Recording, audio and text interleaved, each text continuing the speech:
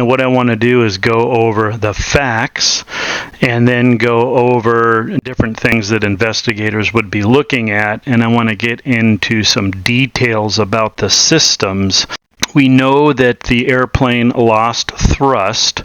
The pilot, his exact words were thrust not achieved, falling, mayday, mayday, mayday. So we know that happened. We also know that the flaps were extended, and there are pictures of that. So we do know that the flaps were in a takeoff position. Pictures on the ground do show the flaps, as you can see, were extended. We also know that the ram air turbine, and you hear that as the RAT, we do know that that deployed. We also know one last thing is that the airplane was fueled before it took off. What would investigators be looking at with these facts? What will investigators be looking at? We have talked about the bird strike scenario. It hasn't been ruled out. It seems to be unlikely at this point, looking at the details. But again, they will have to look into that. So a bird strike. Then the possibility of a single engine failure and then the pilots shutting down the wrong engine. I'm going to get into that. Does not seem likely. An electrical failure, an all-out electrical failure. When we get into what these systems do, that seems a tough one. And fuel contamination, that's also something they're going to look into. So this is getting pretty complex. One thing that will be interesting on the flight data recorder is what information do they have, because if they had a full electrical failure as a result of the RAT being deployed, did that system, did the FDR shut down? Now, even if it did shut down, they should have quite a bit of information to go off before, and if it did, who knows, we'll have to see. The transmission from the pilot was weak by reports. We don't know that for a fact, but that was reported. Okay, so let's get into the systems of this airplane in regards to this dual engine failure. So, when does the ram air turbine deploy? When would the RAT deploy? So, again, this is a little bit long-winded. The summary of it is, on the 787, it will deploy automatically during major failures involving dual engine loss, total hydraulic system failure, or total electrical power loss to critical flight instruments. And so this allows for basic control capabilities in these extreme emergencies. So the details of this, if we get into it, so in a dual engine failure, if both engines fail, the RAT deploys to provide hydraulic and electrical power, since engine-driven pumps and generators are lost. Low pressure in all three hydraulic systems. The 787 has three hydraulic systems, a left, right, and center. If they were to experience low hydraulic pressure, the RAT would deploy to supply hydraulic power to maintain control of the airplane. Loss of all electrical power to the captain and first officer's flight instruments, since the 787 has got a lot of, is highly dependent on electrical and hydraulic power to the flight controls. Losing all electrical power to the primary flight instruments triggers the RAT deployment. Loss of all four electrical pumps in the hydraulic system. The 787 has electrical motor-driven pumps supplementing engine-driven pumps, so losing all four of those would cause the RAT to deploy. A combination of loss of all four electrical motor pumps and an engine failure on takeoff can result and trigger a RAT deployment. So the RAT provides hydraulic power primarily to the center hydraulic system, which powers critical flight controls such as the flaps, landing gear, and nose wheel steering. It also supplies electrical power to essential flight instruments and systems to maintain control in emergencies. However, it's not going to be able to raise the gear.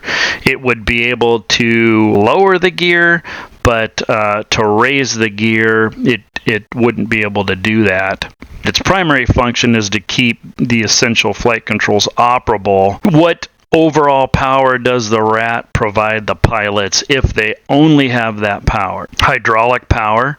It can drive, like I said, the center hydraulic pump to supply hydraulic pressure to one of the systems, allows the pilots to retain control over essential flight controls. Limited electrical power. So it provides an electrical generator, providing enough electricity to operate, vital avionics, flight instruments, navigation, and communication equipment. Ensures the pilots have the information and control to safely operate the airplane. So these are flight critical instrumentation, and the RAT is it's only deployed in severe emergencies. It can be manually deployed, so although it's automatically deployed as well, it can be manually deployed. In summary, it just provides minimal electrical and hydraulic power to safely control the airplane. So let's talk about a complete electrical failure. So would a complete electrical failure result in a dual engine failure? If you had a complete electrical failure, it shouldn't result in it shouldn't directly result in a dual engine failure on an airplane like a 787. The engines are independent of the aircraft's electrical system and continued running as long as they receive fuel and there are no mechanical or fuel related issues.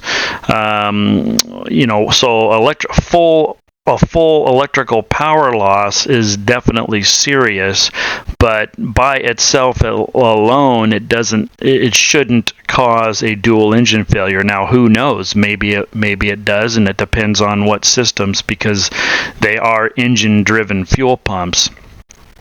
So, the 787 is designed with multiple layers of redundancy, including backup systems like the APU, and obviously we're talking about the RAT.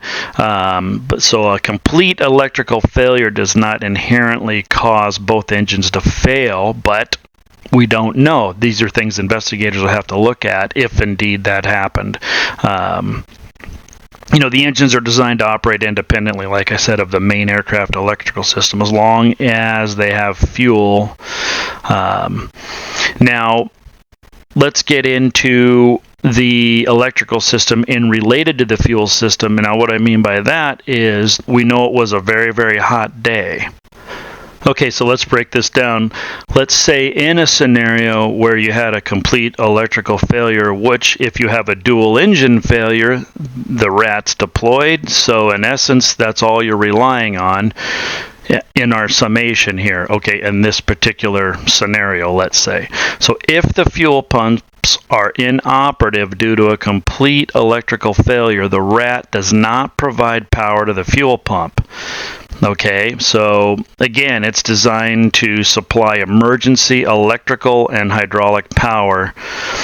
So how do the engines get fuel then? So each engine on the 787 can suction feed fuel from its respective main tank if all fuel pumps fail. So it means the engine draws fuel, the engines draw fuel directly via vacuum, bypassing the need for electrical power pumps. However, suction feed is only reliable from the main tanks, not the center tank, and may not provide adequate fuel flow at high altitudes. If the aircraft is operating at high altitude, the engines may not receive enough fuel. Of course, this was not at high altitude. What about fuel vaporization? At high altitudes, low atmospheric pressure can increase the risk of fuel vaporization or boiling. Now, they weren't at a high altitude. So, is that a possibility? As the lack of the fuel pump pressure makes the system more susceptible to vapor lock. So on piston-powered airplanes, like on our Cessna 310, we had instances where we did have fuel vaporization simultaneously in the right and left engine, both independent fuel systems, where we had to click on the boost pumps, and these were on days where it was really, really hot, like in the hundreds. And that's not scary or whatever. I mean, to get your attention, but that happens in piston airplanes. Jet aircraft, no. But in this scenario, could there be some kind of a vaporization? Who knows? To mitigate it, the 787 uses a nitrogen generation system, NGS, that continuously displaces fuel vapors in the tanks with nitrogen-enriched air. So that would reduce the chance of explosive mixtures, vaporization, or what have you. So doesn't seem likely, and if it was in this scenario, it would more likely be at a high altitude. So who knows? They'll have to look at that. So we have electrical failure. What about if, let's say, they had one of the engines fail, and then they shut the other one off by mistake? Now, this airplane was in the air for 32 seconds, and it was 284 feet AGL. That's above ground level, 625 feet pressure altitude, but it wasn't even 300 feet off the ground. So to have the amount of time to even make a mistake of shutting down the wrong engine seems incredibly unlikely. And the quickest you can shut down a 787 engine, from all the information I have, would take you less than a minute once the crew initiates the procedure. So they got to initiate the procedure once they've identified and verified. So there's an engine shutdown checklist. It just,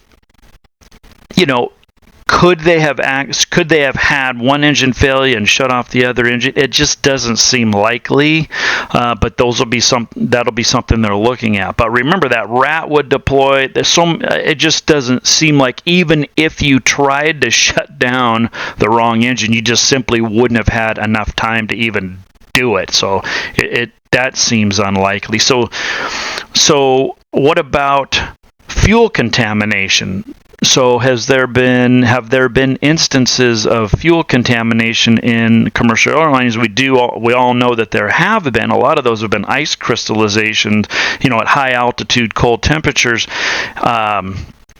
We do know the airplane was fueled up here. That doesn't mean anything, but it was fueled up. So that's going to be something that they're going to be looking at. So what instances of fuel contamination have there been in the past? So water contamination, subsorbent polymer contamination, diesel exhaust fluid contamination, microbiological contamination, chemical or particulate contaminants, different fuel air mixtures.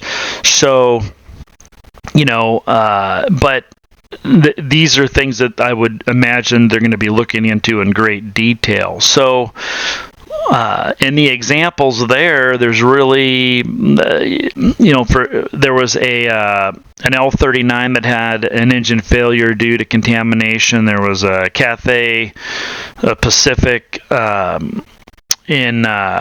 that had like a subsorbent polymer. It had an engine thrust loss, made an emergency landing, but not a full engine failure. There have been multiple business jets with the diesel exhaust fluid. Microbiological, there was an A321 that had engine surges. Because of that, had to make an emergency return. There was a British Airways aircraft that had the crystallized ice. So this is going to be really interesting to find out. It's just it's just alarmingly tragic. 270 people, it sounds like. And so, but this gives you kind of a breakdown of things that investigators would be looking at. And so there really seems to be nothing that you can point to. It's just they got to get in there and do the investigation, obviously. And just a tragic, just my condolences. And so as more comes to light, I know everybody's very, very intrigued by it to find out what happened. And the 787s, obviously we want to find that out on behalf of the airplane, so there's no safety issue there if there's a fuel contaminant, clearly. So hopefully we will know more relatively soon. They did recover the black boxes, so preliminary information of that should be helpful of the FDR. So anyway, we'll talk to y'all later.